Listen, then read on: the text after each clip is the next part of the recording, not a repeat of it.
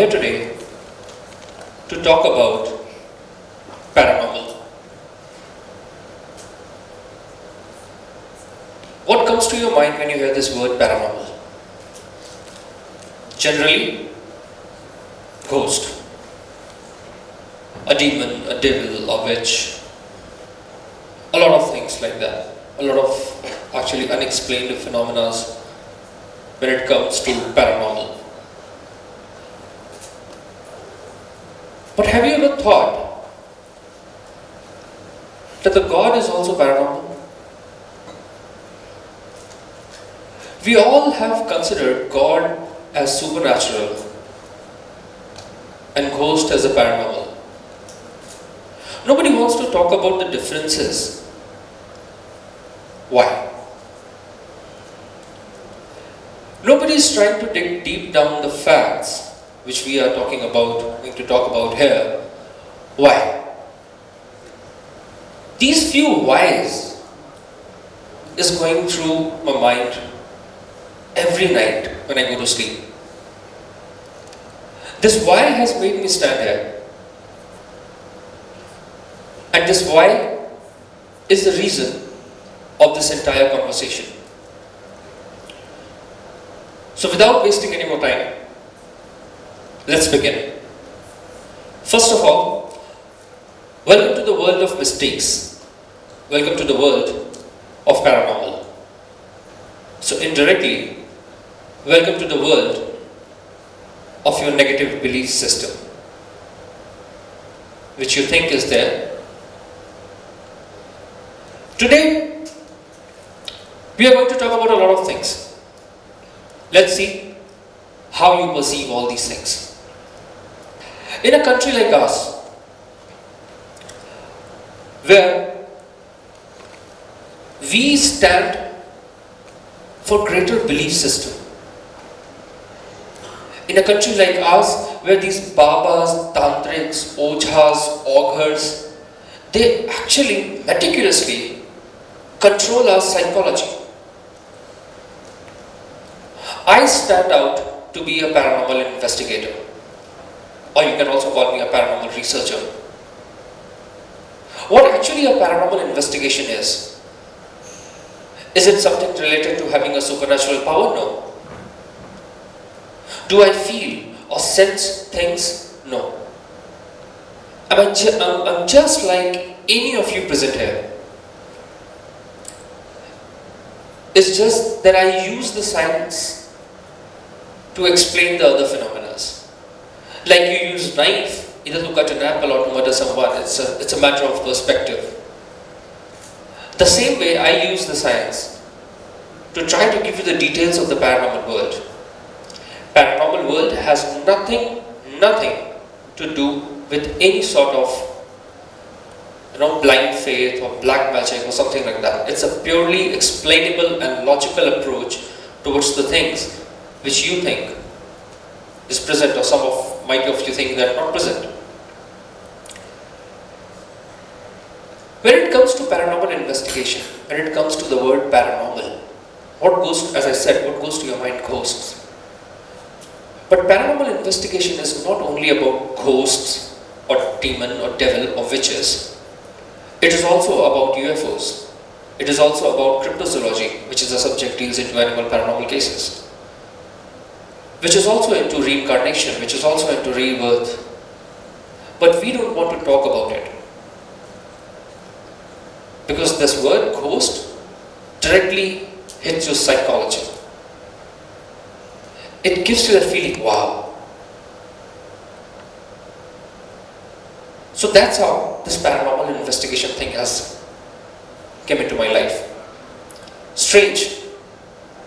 Quite a few think that it's strange. I mean, look at this guy, he would have been a good doctor or engineer or whatever the society follows. Why he has chosen this profession? Will our society accept him? I think I have not chosen this profession. This profession has chosen me. And I have got myself into this thing because I realized 10 years back that there are people. There are people like you, there are people like me, who needs to have an answer. We want to know whether the God and the ghost exist or not. I'm not very much sure about you, but I want to know. I want to know whether all these mysteries, all these stories which I've been hearing since my childhood, is this true or false? The things I am believing on. When a cat crosses the road, I don't move further. I go to temple. I spend my earned money, very well, humbly earned money, to the God, and I don't even question somebody why I am doing this. I want to know these answers. And in search of these answers, I'm standing here in front of you. It's been a journey of around 10 years. And trust me, in these 10 years, I have seen it all. So as I was saying, that curiosity, my curiosity of getting these answers has brought me here. Our belief system works on two major things. The good and the bad. The God and the evil. The positive and the negative. See, we believe in extremes. And I don't know why. Either the good, the God, will give us all the prosperity and the money and the happiness. Or the bad, the evil, the demon will finish us. Why there is no way around?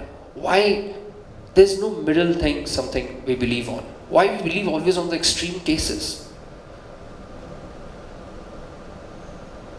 I think, from all these years, I think the reason is this. 4 letters, 1 word. Fear. We are scared.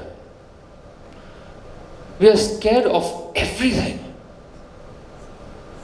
We are scared of losing whatever we have. And also we are scared of not gaining anything. And this fear is taking us to temples.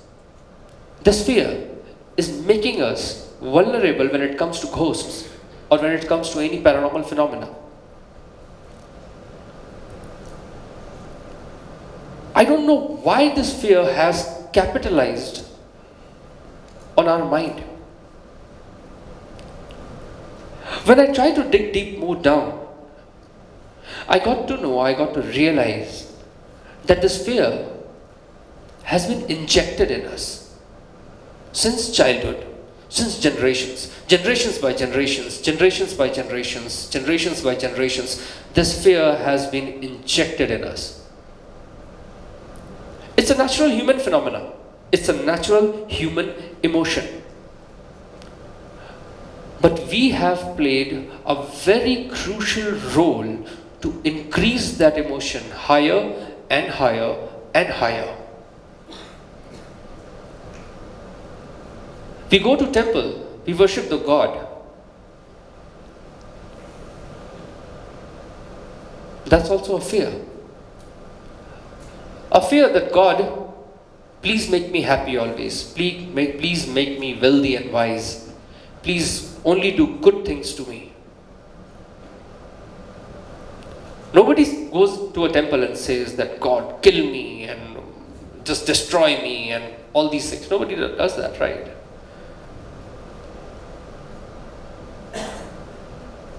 This fear has made a lot of changes in our lives, especially in our country, India, the diverse nation. Now, since talking about fear, we are talking about fear here. This fear has given me a chance to explore the paranormal world. After roaming and investigating around more than 30 India's most supposedly haunted locations, including Bhangar, Kuldhara, Church of Three Kings, Lambidehar mines and whatnot, and have looked into more than hundreds of cases of said paranormal activities, I have come to realize this one fact, that this paranormal world has a very vulnerable side. And this side is this: the cure. The so-called cure of being cured from possession, getting rid of possession. The cure of having a beautiful wife. The cure of being the wealthiest man in the world. The cure of having a really long intercourse potential. The cure of winning 10 million in a night. These things are making us more vulnerable every single day. My journey so far has been very brutal. I would tell you very honestly. If I tell you that ghosts do not exist, you would not believe on me. If I tell you that ghosts do exist, you would not believe on me. And it's not like you are going to believe on yourself, no. You are going to believe on those people who are telling you since ages that these things exist the way they do. The myths. Talking about myth, the mythology. There's a difference between mythology and history. And the difference is fact. Anything which is approved, which is a fact, turns out to be a history. Anything which is not proved turns out to be a mythology.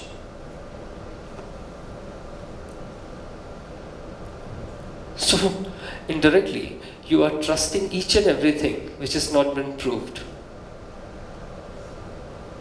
We all are. We all are trusting on these things which hasn't been proven yet. I have seen the emotional side of paranormal as well. Yes, it has a very emotional side. More than any of us. More than emotional when you go through a breakup. More than emotional when you lose everything overnight. Tell me, what would you do when a person comes to you and tells you that I have been into a paranormal encounter last night down the street?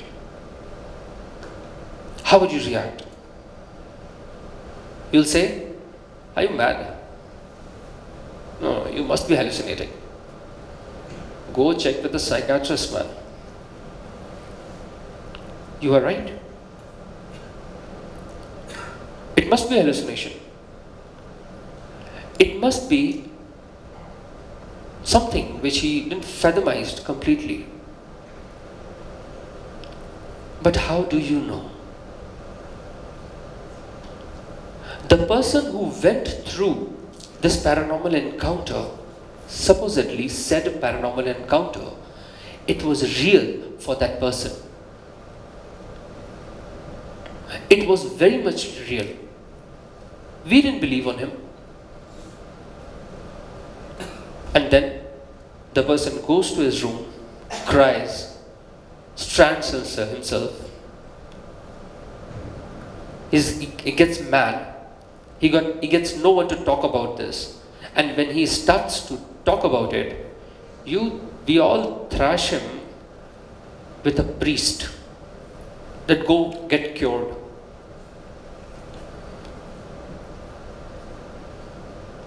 So I think it has a very darker and emotional side.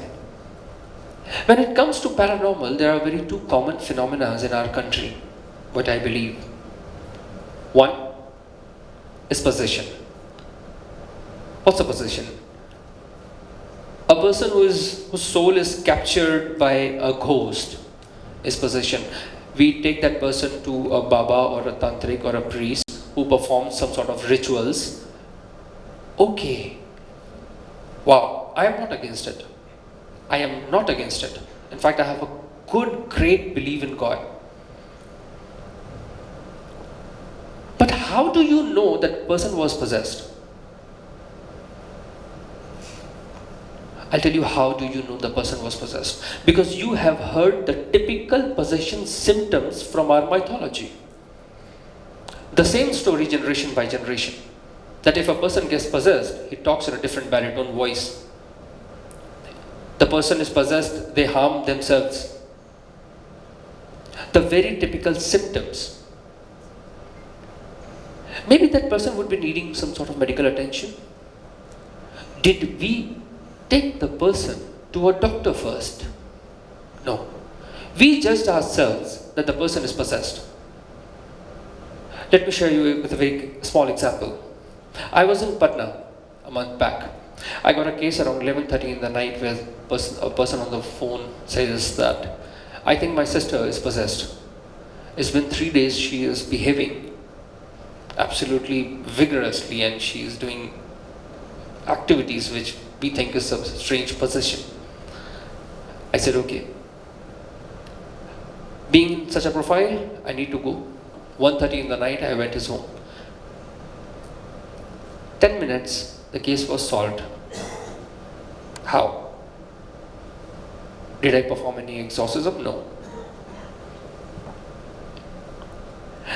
The 15-year-old girl was acting. She was acting because she wanted to confront her parents about her boyfriend. Cases like this also come true. Someday, I'll tell you the details about those 10 minutes, what happened in those 10 minutes. Now, when the case was solved, I asked her parents, did you take her to a doctor first? They said, no, we know this is a possession. I questioned them, how do you know that's a possession? Because this is what we have known since ages. We have taken her to a priest and to a mazar. It cost us around 35,000. And they both has given her tabis and whatever they wear. On the first place, when all this started, if her parents should have taken to the doctor, this mess was never been created. 3 days of torture for her parents. Because they were in a dilemma that they were about to lose their child.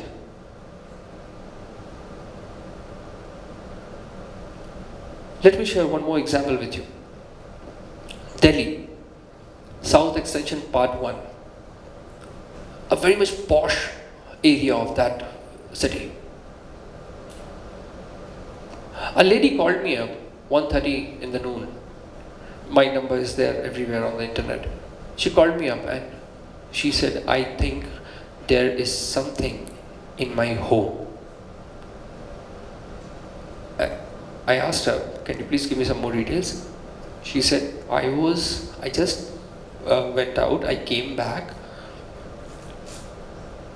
It was so sweaty afternoon outside that I came back and I just put on my AC. I was relaxing and I saw somebody behind me. Now, first of all, how can you see behind yourself? And people say, I thought there was somebody standing. No, people say that I saw somebody standing behind me. How can you see behind yourself? Then she said, I felt like that, a heavy chest. And I felt like that somebody or something is trying to kill me. I said, wow. Over call, 5 minutes, case solved. How? Because there was a AC gas leak in her room. AC gas contains difluoromethane. In contact, you will get all these dizziness and hallucinations and all these things. I don't understand why we don't want to believe on the logical approach. Why we always need magic, not logic.